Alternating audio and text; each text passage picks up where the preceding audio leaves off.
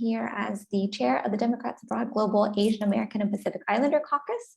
We're excited to host this event today in collaboration with the Global Black Caucus and the Reparations Task Force, who have partnered with us on previous events, including an event on reparations and redress earlier this year. I want to thank James Lockett, who is the vice chair of the Global Black Caucus and is here today, and Antar Keith, chair of the Reparations Task Force, for co-hosting. We also want to thank the Global Progressive Caucus for joining us as well and supporting the event. Before we get started, I do want to remind everyone that US citizens living overseas must request their ballots every year. We do have an important election coming up in November, so if you haven't requested your ballot yet, please make sure you do that right after this event by going to votefromabroad.org. I will put that link in the chat for you so you know where to go. It only takes a few minutes to request your ballot.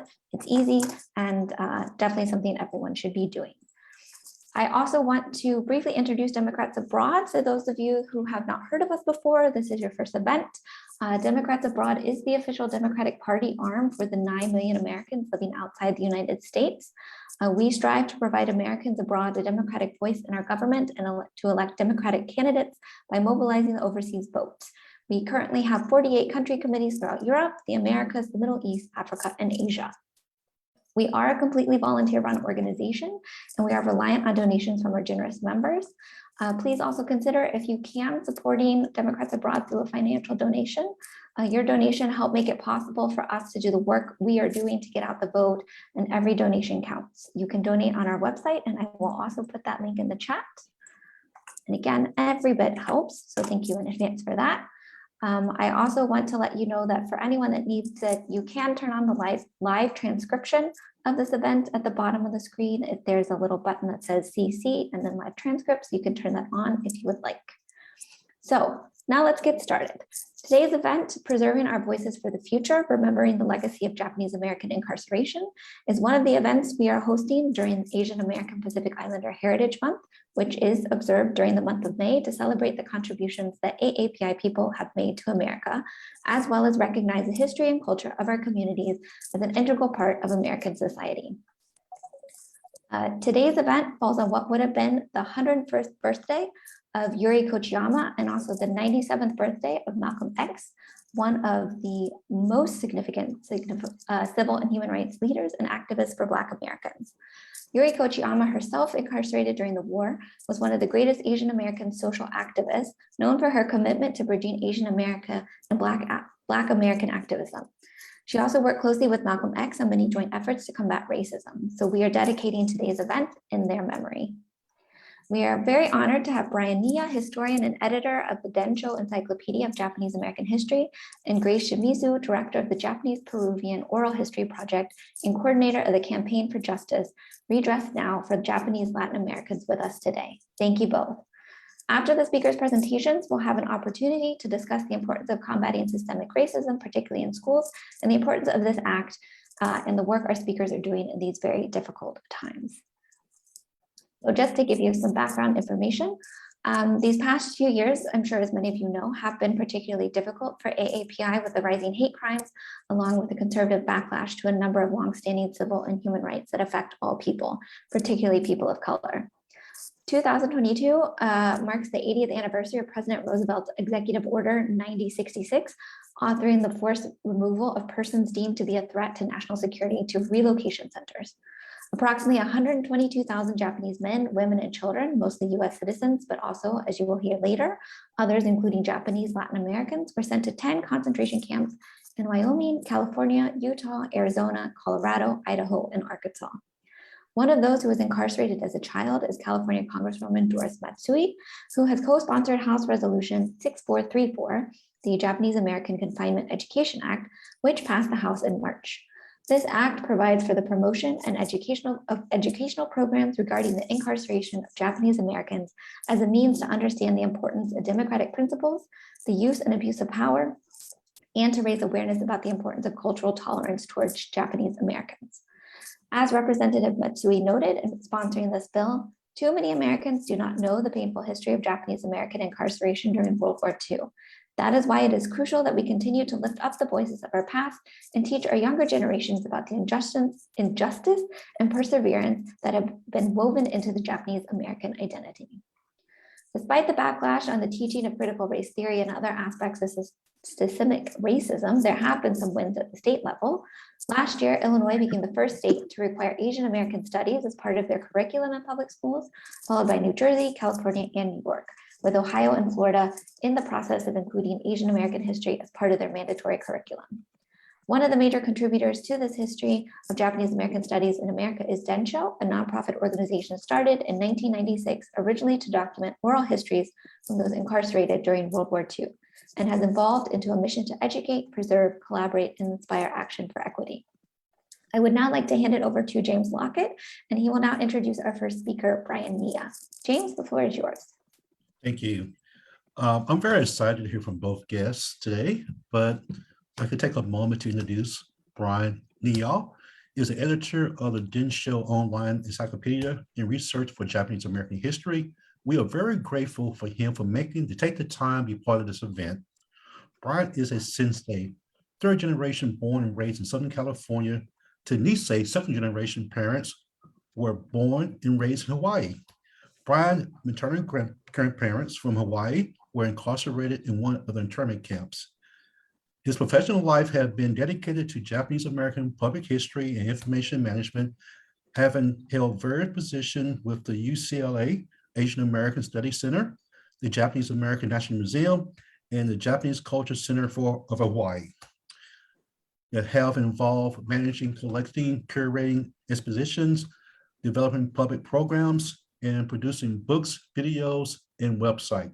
He has published many articles on Japanese American history in a variety of academics and mainstream publications, and the editor of the online Densho Encyclopedia, would draw on his prior Encyclopedia of Japanese American History, published in 1993, with a second edition in the year 2000. He holds a MA in Asian American Studies from UCLA.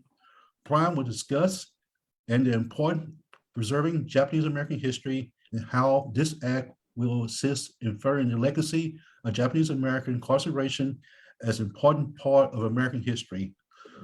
Please join me, give a warm welcome to Brian. Great. Thank you very much, James, for the nice introduction. And thank you, Emily and Democrats Abroad for inviting me. So what I'm going to do is first give a brief overview of the incarceration story. I know a lot of you are already familiar with it, but it's a complicated story, and there's some things I want to highlight. Then talk briefly about the movement for redress and reparations that followed decades later, and then a little bit about Densho and what we do and the significance of this history. So, let's see. I'm going to share my screen now.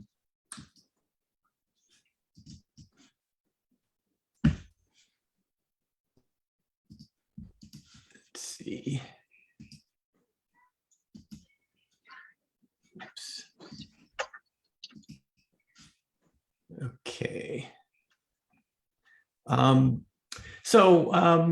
of you, I think, are familiar with the basics, right? About 100 and a little over 120,000 people of Japanese descent, over 60% of whom were American citizens by birth, were forcibly removed from their homes and businesses on the West Coast during World War II, eventually to 10 American-style concentration camps located in desolate parts of the country. And I think many of you are familiar with images like these, right? Lining up for food at a mess hall, barracks at a horse racing track. These are actually horse stalls that were converted to living units for Japanese Americans. This is a so-called assembly center in San Francisco area called Tanforan. Whole network of camps were built. Thriving ethnic communities were destroyed and lives forever changed. Lingering effects to the incarceration continue to this day. So it's a really complicated story. So that you can't really cover in an entirety in just a few minutes. What I thought I'd do is just share kind of 5 important things that led up to this mass removal and incarceration, I think are important to know, and I think that have some relevance to the present. The first is that this didn't happen just, this is often at the time framed as this great mistake. And I think historians now would argue that this was actually kind of a logical outcome after years of anti-Asian, anti-Japanese sentiment going back to the mid-1800s when the anti-Chinese movement first reared its ugly head. Large-scale Japanese migration to the West Coast and to the Kingdom of Hawaii started in the 1880s, kind of reached a peak in the 1890s into the early 1900s, and an organized anti-Japanese movement broke out in the early 1900s. These are some headlines from that time period.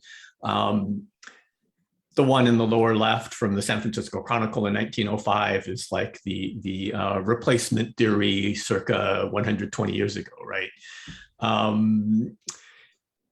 Japanese immigrants were prohibited from purchasing land, alien land laws, so-called, starting in 1913, barred from becoming naturalized American citizens, which effectively locks them out of electoral politics, and eventually in 1924, the complete exclusion of further immigration from Japan. And so all of these things built in such a way that after the outbreak of World War II, this type of action would take place was almost the logical conclusion of this movement. Point number two that I want to make is that the immigrant Japanese community was under surveillance by various government agencies, primarily the FBI and the Office of Naval Intelligence, for a good decade prior to the outbreak of war, in anticipation that there might be war in Japan. And out of that process, internment lists were put together so that on the night of December 7, authorities could go in and start arresting people, including my grandfather, who was a newspaper editor of a Japanese-American newspaper in Honolulu, who was arrested on the night of December 7. So several thousand of these men were arrested in the days and weeks after the attack on Pearl Harbor. They were arrested not necessarily for anything they did, but for the positions they held in the communities, right? They were kind of sort of guilt by association. Basically all Buddhist and Shinto priests, Japanese language school teachers, heads of Japanese cultural organizations, political, economic organizations, and they were held in a series of internment camps in different parts of the country. This picture is some of these men in the Santa Fe, New Mexico camp. It's a whole separate network of camps run by the Justice Department and the Army, separate from the famous 10 concentration camps that we've talked about earlier. Point number three is that because of this roundup of enemy aliens, there was a divide in the Roosevelt administration between the Justice Department, headed by Attorney General Francis Biddle, there on the lower right, who felt that there was no need for a mass force removal of Japanese Americans, that the FBI had done their job. J. Edgar Hoover opposed the mass removal of Japanese Americans. He felt that they had already identified everyone that was going to be a problem, and that the Justice Department also had felt that this was unconstitutional. But other parts of the administration, the Army, the Secretary of War, Carl Bendetson there on the upper right, largely credited as the architect of the whole forced removal and incarceration program, prevailed, and the president signed the infamous Executive Order 9066 on February 19, 1942. The point being that had there been advocacy, had there been public outrage and advocacy against this policy, that there might have been, it didn't have to happen. There may have been a way had there been public outcry against it, there may have been a way to prevent that. Point four is that in Hawaii, where there were more Japanese Americans than there were in the continental US, 160,000 making up 37% of the population, there was no mass forced removal of Japanese Americans there. And that kind of really places the idea of military necessity in doubt. If in Hawaii that was actually attacked, there was felt that there was no need to incarcerate all Japanese Americans there. Japanese Americans were free to pursue their lives and to support the war effort. The picture on the left kind of a publicity picture where Japanese community leaders are presenting a check for bombs on Tokyo to military leaders in Hawaii. So the Hawaii story is a neglected one, and it's an interesting counterpoint to what happens on the West Coast. And finally, the final point is that the idea of concentration camps wasn't necessarily in the cards from the beginning. The idea was that the military wanted to forcibly remove or exclude Japanese Americans from what they felt were key military areas, which turned out to be all of California and the western halves of Oregon and Washington, southern portion of Arizona. And the initial thought was that they could move themselves. They could move inland on their own. And that proved to be unworkable very quickly. And kind of the whole thing, the more you study this, the more you realize how much of a seat of the pants operation it was. That led to the necessity of creating these so-called assembly centers and euphemistically titled relocation centers to hold the Japanese Americans. And it was a total incarceration, to the point of removing orphans from orphanages who were of Japanese descent. This is at Manzanar. They actually had an orphanage, the Manzanar Children's Village, to hold these children. The War Relocation Authority, the federal agency in charge of administering the concentration camps, actually took over tuberculosis sanitariums in California to isolate Japanese American tubercular patients, right? It went to that level. So anyway, just wanted to provide that quick overview and some key points that I think a lot of people don't realize. I'm going to jump now to many years later, after the war, when Japanese Americans were allowed to return to their lives.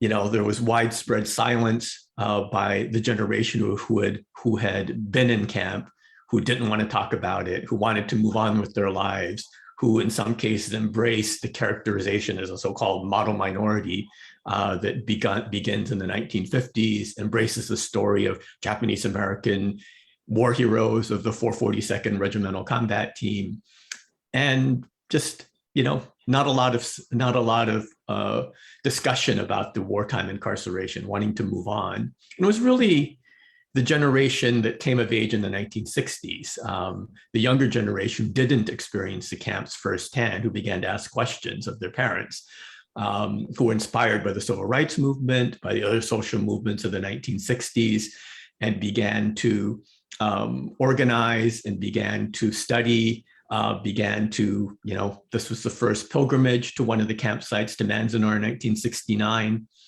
And over time, started to build support for a movement to seek an apology and redress and reparations from the government for what was done during that time. And this goes on through the 1970s and 1980s, building momentum through that time period. That's another long story, a complicated story. But through a lot of community activism, through building coalitions with other communities, eventually in 1988, the Civil Liberties Act of 1988 is signed into law, which authorizes a presidential apology, reparations in the amount of $20,000 to those who survive, who were still alive at the time of the act signing. Though, as Grace will note, the act, the Civil Liberties Act, of course, was a compromised legislation, and there were many people who were left out of it as well. There are many lessons to be drawn from this movement. Again, we don't have time to go into it here, but it was really a coalition. It couldn't have been accomplished, for instance, without the assistance of the Congressional Black Caucus, with other communities who supported the legislation and the movement. And that's also a lesson that we need to all be involved with these things. So now, out of this period of redress and reparations, there was kind of this renewal of interest in history in the Japanese American community, and many organizations began during this redress period: the Japanese American National Museum, the National Japanese American Historical Society, and many others. And one of those was Densho, the organization I work for, which started in 1996. It was started by a couple of retirees from Microsoft who were inspired by Steven Spielberg's Shoah project. Right after Schindler's List, he began a project to interview on film survivors of the Holocaust. And our founders realized that, you could do the same thing for much less cost using new digital video equipment, using the internet for distribution. And so Densho began interviewing Japanese American survivors of the incarceration. And today we have 1,000 or so such interviews, which are all available on our website. They are basically all streaming. They are transcribed and indexed, downloadable. Students, filmmakers, researchers can download, use them in presentations and films. It's an invaluable source of information. And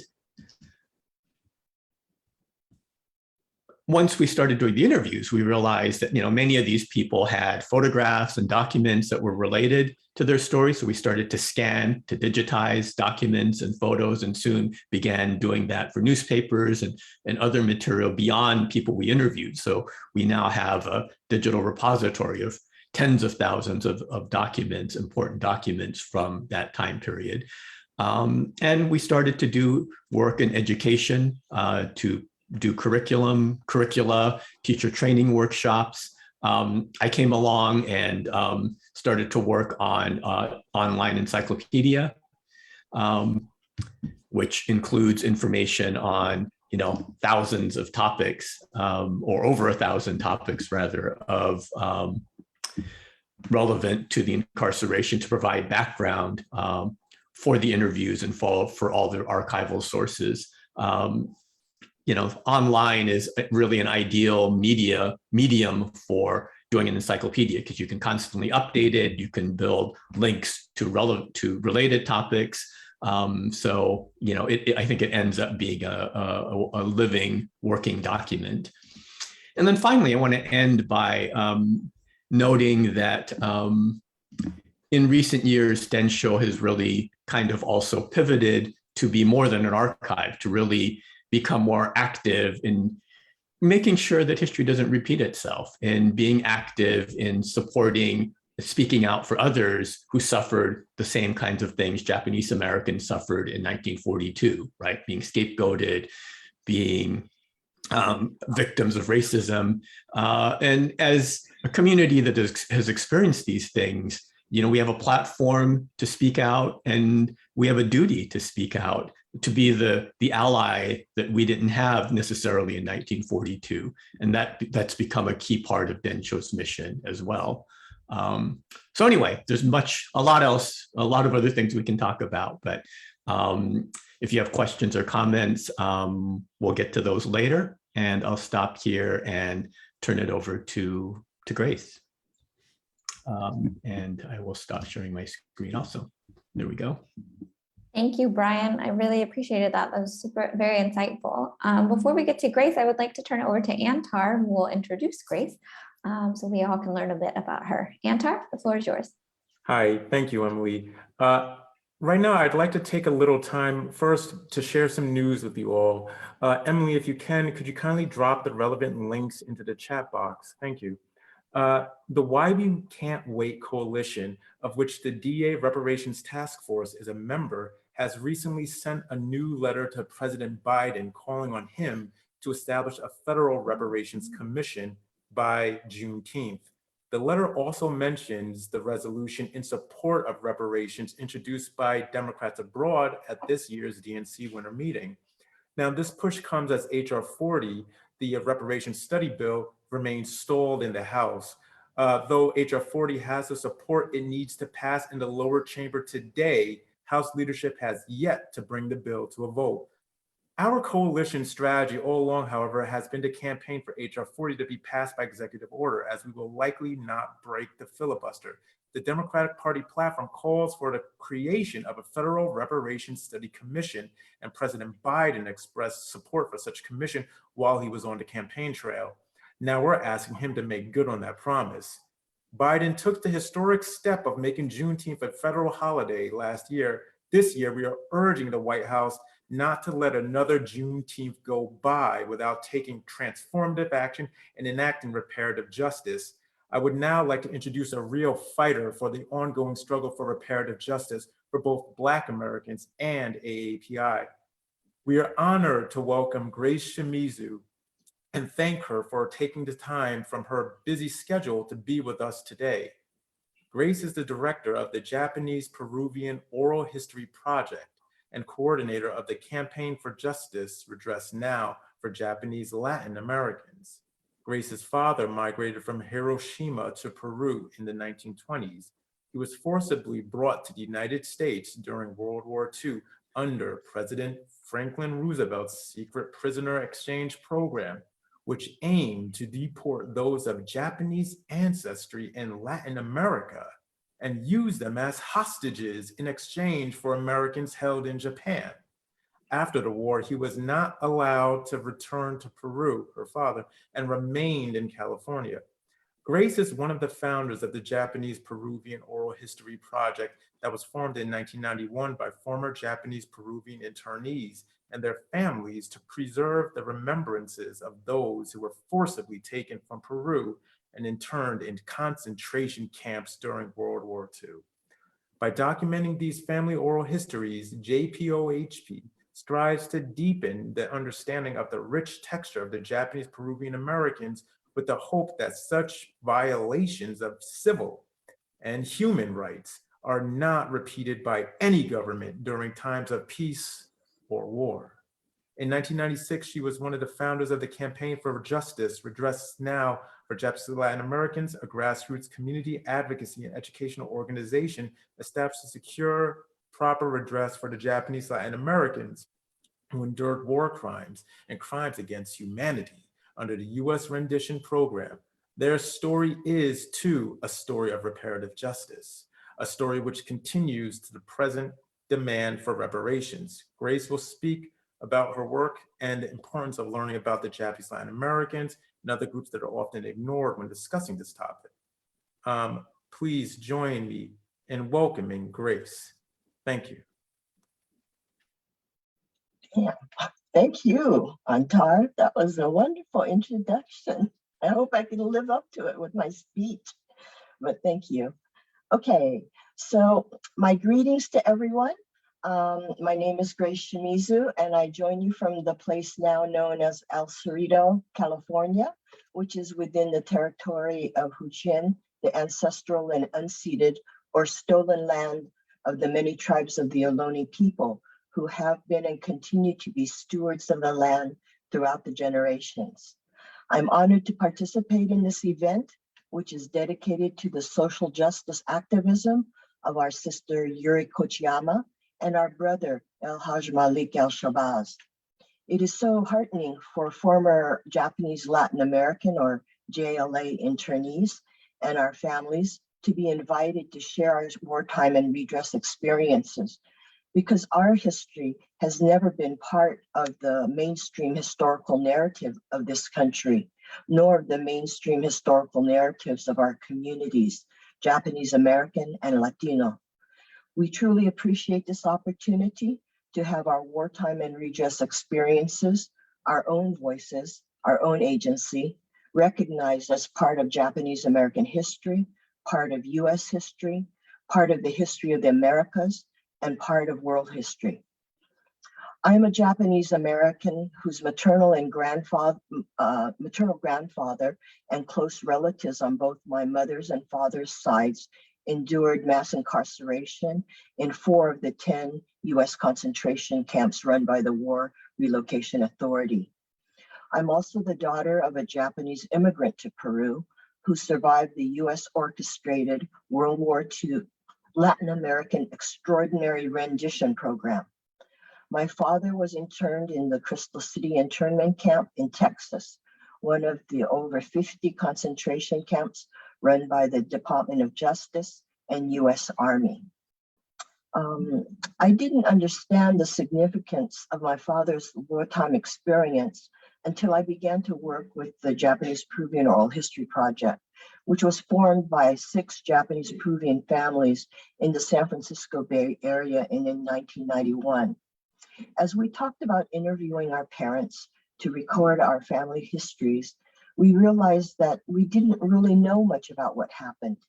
We might know something about our own family's experience, but we really didn't have the bigger picture and a clear understanding about how it all came about. So we began to do research and found that in the early 1990s, there wasn't much written about Japanese Peruvian internment. It began to dawn on us that preserving our family's histories was much more than just getting our parents to talk into a tape recorder. We were actually embarking on a process of documenting firsthand accounts and verifying what little had been researched about this episode in history. So what are we learning? The World War II incarceration of US citizens and immigrant residents of Japanese ancestry was actually part of a larger scheme of how the US government perceived and dealt with the enemy during wartime. What is not so well known is the US government was also operating an enemy alien program, which impacted nearly 1 million non-citizen immigrants from the Italian, German, and Japanese communities in the United States and Latin America, who were classified as enemy aliens or illegal aliens before, during, and after the war. In the late 1930s, as turmoil in Europe and Asia escalated, the US government began to prepare for the possibility of US involvement in war. Preparations included surveillance of Japanese, German, and Italian resident aliens, the compiling of lists of potentially dangerous persons, and plans for internment and deportation. This was massive racial and ethnic profiling of the German, Italian, and Japanese American communities, not based on action or evidence, but based on vague profiling of who could potentially be dangerous. On December 7th, 1941, President Roosevelt authorized the FBI to arrest without warrant any Japanese citizen 14 years or older. The next day, this was applied against German and Italian aliens as well. So overnight, almost 1 million immigrants became enemy aliens. This action was authorized under the Alien Enemy Act of 1798, which was revised in 1918. And this specifies that citizens age 14 or over of enemy nations can be apprehended, restricted, secured, and removed in case of declared war or actual or threatened invasion by a foreign nation. No distinction is made between resident immigrants and aliens in the US on a temporary basis. So about 25,000 of these enemy aliens from the US mainland and Hawaii were interned in over 50 camps and detention centers run by the Department of Justice and the US Army. This law, the Alien Enemies Act, is still in effect, and there are now repeal efforts underway. And the targeting of enemy aliens was not limited to immigrants in the US. The US government went outside its borders and violated the rights of civilians in 18 Latin American countries. Over 6,000 men, women, and children of German, Italian, Japanese, and Jewish ancestry, both immigrant residents as well as citizens of these countries, were taken from their homes and businesses, forcibly deported, and interned in US concentration camps for the purpose of prisoner exchange. Of these, over 2,200 were of Japanese ancestry. So in total, over 31,000 enemy aliens of German, Italian, and Japanese ancestry in the United States and from Latin America were apprehended, detained, and thousands interned for reasons of national security, but without charges, incarcerated for indefinite duration, held without trial. And for those in the US who were detained and given a hearing, they were not told of any charges against them, not allowed to confront witnesses, and were not allowed the counsel of attorneys. over 4,800, including US citizens who were minor children of permanent resident aliens. They were forcibly deported to war zones of the Far East and Europe in prisoner exchange. Most internees were released from camp by the end of the war in 1946, but some were still interned until 1949 in Ellis Island. Some internees had been interned for 7 years.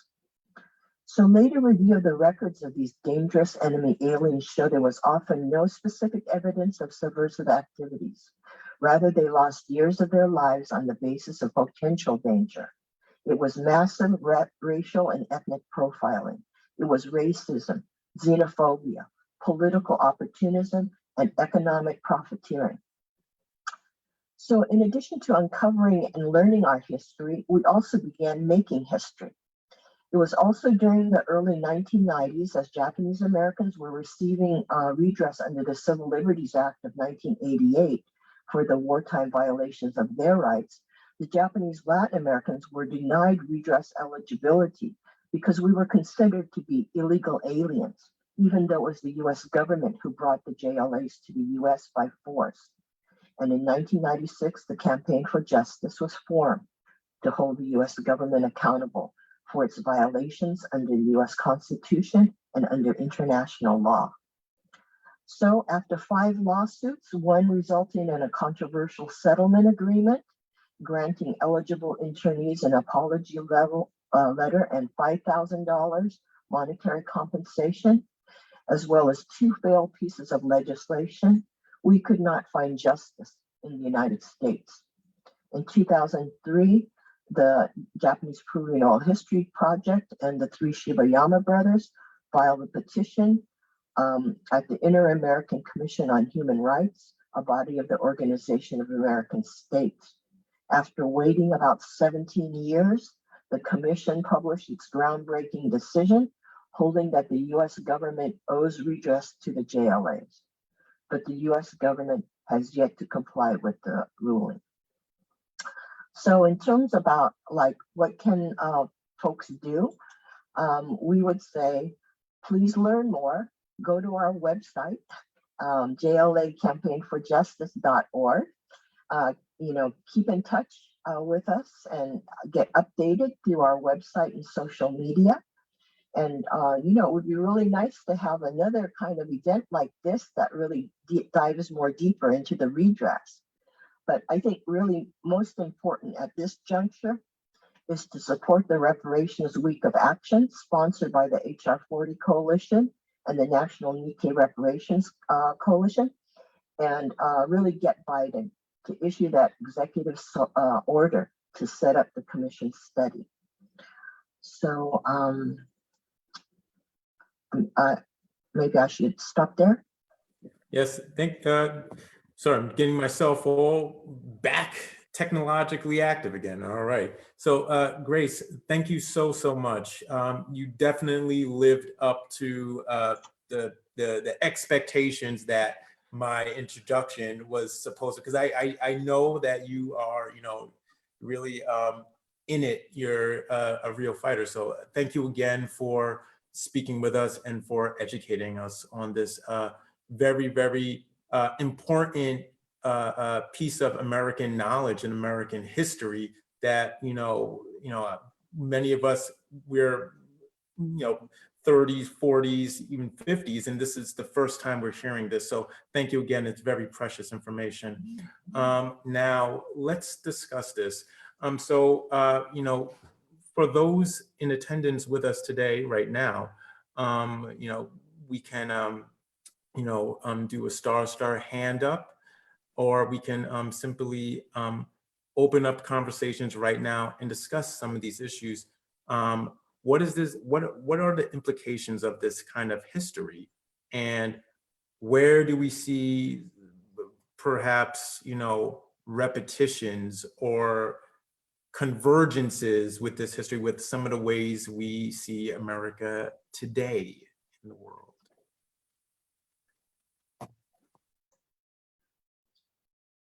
Is that for both me and Ryan? This should be for everybody, right, Emily? Yeah, I think maybe to kind of start things off, we did have a question that one of the representatives from our Progressive Caucus had sent us. I don't believe they're on the call, but I'll just go ahead and throw that out there. This question came from Sue. She was asking, thinking about similarities and differences between the movements for reparative justice for Japanese Americans after World War II and Black Americans today. This is a multi-part question. Starting with the movement for Japanese Americans, could you tell us what groups started and later joined the coalition and whether they or the issues might have been considered progressive or fringe or far left at the time? And then looking then at today's Black reparations movement, are some groups from the previous coalition missing? And then the second part of the question was, do you think there is a prejudice when Americans look at wealth stolen in the case of Japanese Americans versus wealth denied in the case of many Black Americans, with notable exceptions for Greenwood and Tulsa, for example? Might a progressive lens help with confronting what we might see as a lack of empathy or perhaps a victim blaming judgment in the case of wealth denied to Black Americans?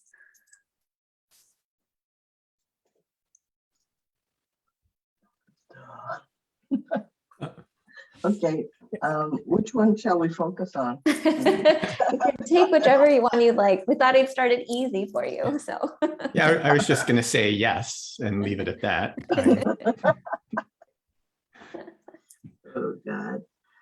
Oh, I'm sorry, there were too many questions. Can we narrow it down? Yeah, okay, we'll just start with the first one. So the first question was asking about, with the movement for Japanese Americans, was this issue at the time, or these groups that joined this movement for reparations considered, the progressive fringe or far left at the time?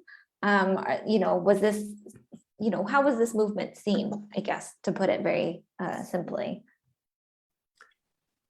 I mean, I think at the beginning, yes, it was seen as kind of on the fringes.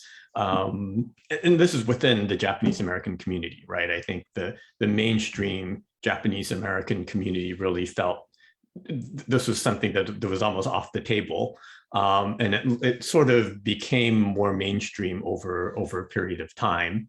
But yeah, it's very complicated.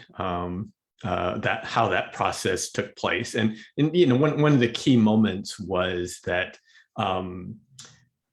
during in the early periods of this movement for redress, there was a split in the community between, of course, those who sought monetary reparations and those who didn't.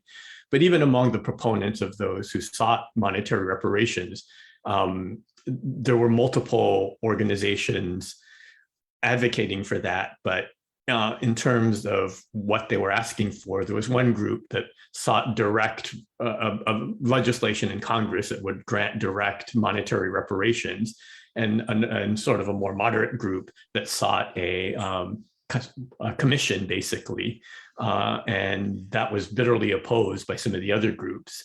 And so this commission, known as the Commission for Wartime Relocation and Internment of Civilians, was passed by Congress, including, Senator S.I. Hayakawa signed on to it, who was a noted opponent of redress, and as well as the Democratic Japanese American congressional members who supported redress, and that commission proved to be a turning point in the history. And after the commission hearings, in which Japanese Americans testified about their experiences in the concentration camps, many for the first time, that really shifted opinion within the community. And I think it really built support outside of the community as well. And the commission issued a report eventually advocating for monetary reparations, and also concluding that the removal of incarceration was basically, I forget the exact phrase they use, but racism, a failure of political leadership. And anyway, so coming to that conclusion, and that led to the reparations legislation, which was actually then supported by a wide range, people from all across the political spectrum at that point. But it took 20 years to get to that point. Yeah. I just wanted to add to that. I think the effort was very intergenerational too, because we had advocates for redress from the Issei, Nisei, and Sansei, and that I think they were impacted by the civil rights movement that was happening, especially in the 50s and 60s. They were also impacted by the national liberation and anti-colonial struggles internationally. And I think the anti-war movement as well, and so in that, there was a lot of inspiration from other, especially people of color around the world and in the United States. And I think what is very clear is the leadership role of the African American community and what that meant in terms of our sense of identity, agency, empowerment, and that was very important because we can't underestimate the traumatizing effect of the whole internment period on the community as the whole. And so, the differences of views, it's not as simple just to say, oh, it's progressive versus conservative. There's so much more complexity to it. And then there's also, I think, if at some point we can go much deeper into the differences in strategy, it's political assessment, and what kind of form of, what kind of, how do you say, whether it's legislative or litigation, the role of, leaders, elected officials, as well as community leaders. So it's there's a lot in there that I think we haven't really unpacked. And this is something that I think is important for all communities to learn from, especially if they are engaged in social justice struggles to hold the US government accountable. Thank you for that. And I guess trying to summarize maybe a better how I understood the second part of the question, how can you identify some of the differences between how people are viewing this call for reparations now for Black Americans versus how it was perceived when Japanese Americans were calling for reparations?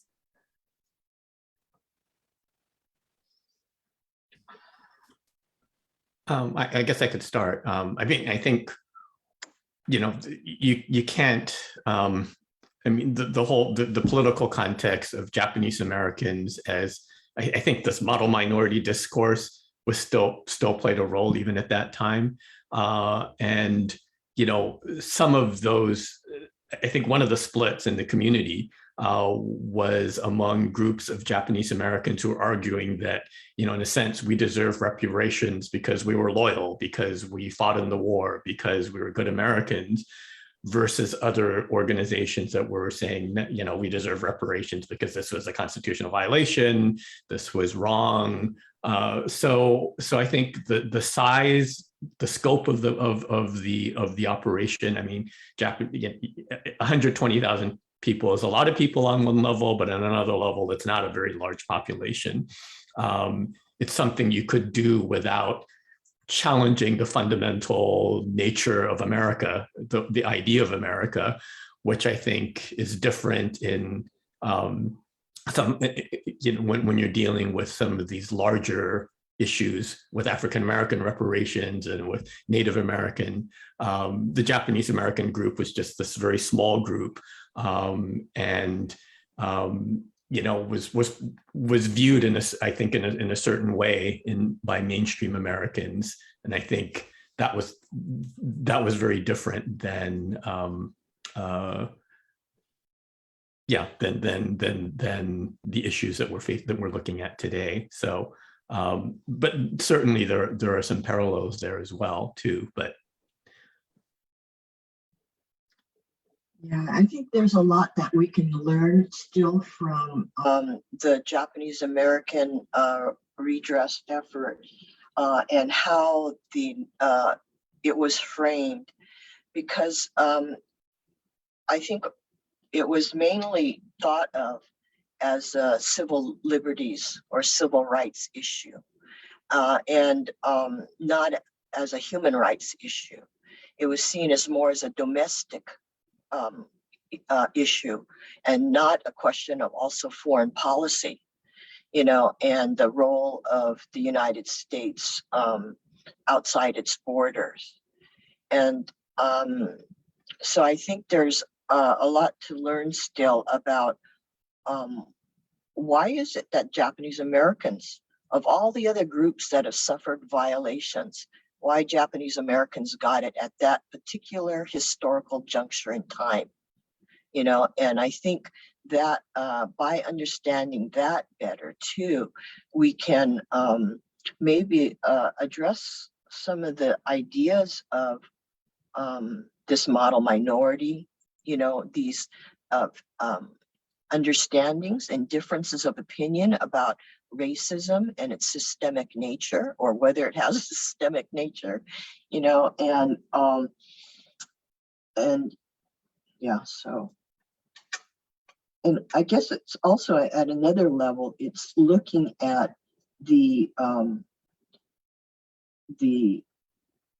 history of and the systemic and structural part of racism, anti-immigrant prejudices, and discrimination, misogyny, all these kind of things that the pandemic and the more recent contributions, especially of the Black Lives Matter movement, has exposed, and so it poses the question, especially for Japanese Americans, of what happened to us was very significant, but we're not exceptional, and we're part of a larger history, and to understand what is,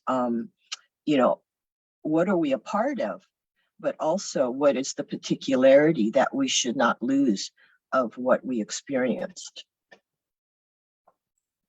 Thank you. James, I want to turn it over to you, and you have a question that you want to ask. Sure, trying to get my mic on mute. Yes. In this 80 years since the incarceration of Japanese Americans and the continual conservative backlash to many civil and human rights, how do you see us going forward while remembering the legacy of those before us? And either one of you guys can answer this question.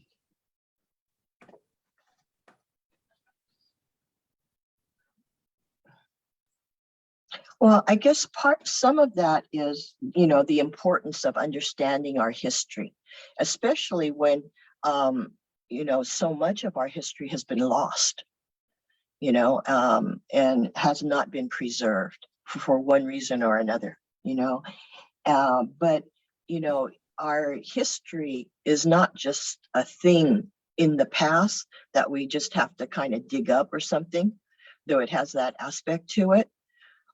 Really, the history deals with what are the relations between people, relations between how this country works. And it's something that's alive too. It's not something dead in the past, but continues on. And so when we talk about moving forward, it's like we need to be talking about making history, and figuring out how we can understand what happened in the past and change it so that history doesn't repeat itself. And in that way, I think we need to begin to see, understand our interrogation of history, our interpretation of history as being justice-centered. It's like history just doesn't exist by itself with no context, but we need to as people who see the need for change, and especially systemic change in this country, that we need to then understand our history, so our history can be useful to us in our struggle for justice. Yeah, and I guess I would add that, I think among historians, I mean, it's standard to say that, you study history not just to learn about the past, but what it teaches you about the present. And, to be explicit in drawing those connections between the specifics of, the Japanese American case or the Japanese Latin American case in our example, but how it specifically applies to what's going on today. And I think it's also really important that, these movements now, California, now is going to have ethnic studies in K through 12. And I think those kinds of things are really important, that you reach, kids, high school, college, that becomes a required part of the curriculum. Because, for sometimes it feels like it's fruitless to try to reach, older people, and that it's really important to reach the younger people and to have this history be a part of that type of curricula. And I think it's important for us to provide the raw materials for teachers and school districts and so forth to be able to teach that material as well. So I think that's an important part of the equation as well. I have a follow-up question to that, because I'm kind of curious about, you just said about the teacher curriculum in K to 12. You think that the conservative might have a backlash on that when you look at CRT, because they said that we are trying to brainwash people about history? I mean, do you think that might possibly happen in the future for Japanese Americans? Yeah. I think that's a definite. I mean, it's happening. That backlash is happening. So yeah, I mean, but I mean, we have to.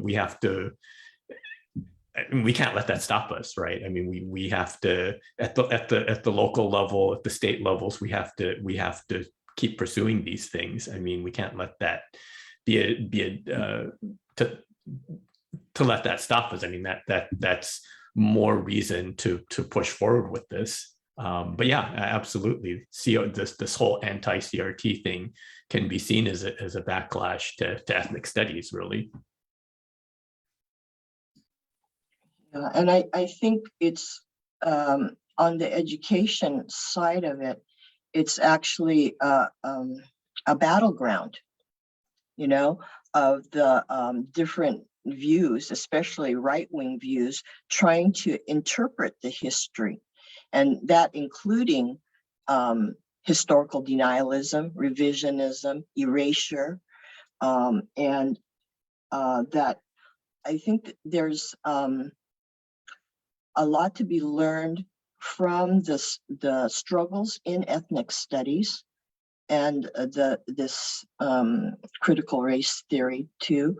But also, if we look internationally, in like with the comfort woman denialism, historical denialism, what we see in Japan is the taking out of references to the comfort women from the history books, so that kids are not learning actually what took place.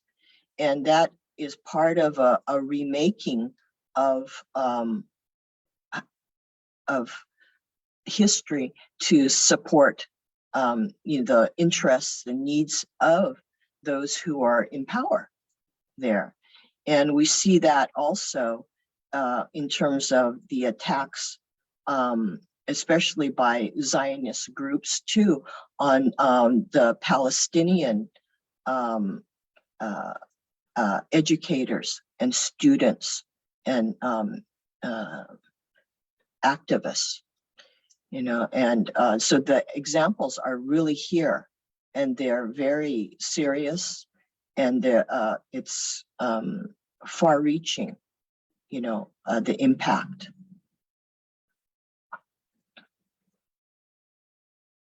Oh, thank you. Thank you, guys. Great questions. I'm just pulling up something for my own thing. All right, so thank you. Great questions and really deeply profound answers. Thank you again. I want to thank everybody for joining us for this section of the event. I want to now end the formal section of our event and also end the live stream. So thank you to everyone that joined us on Facebook Live as well. We will now give our participants a chance to have conversations in smaller groups. So what we're going to do is we're going to open up breakout rooms now and allow those who are with us to talk for about 15 minutes, and then we can come back together and have a wrap up.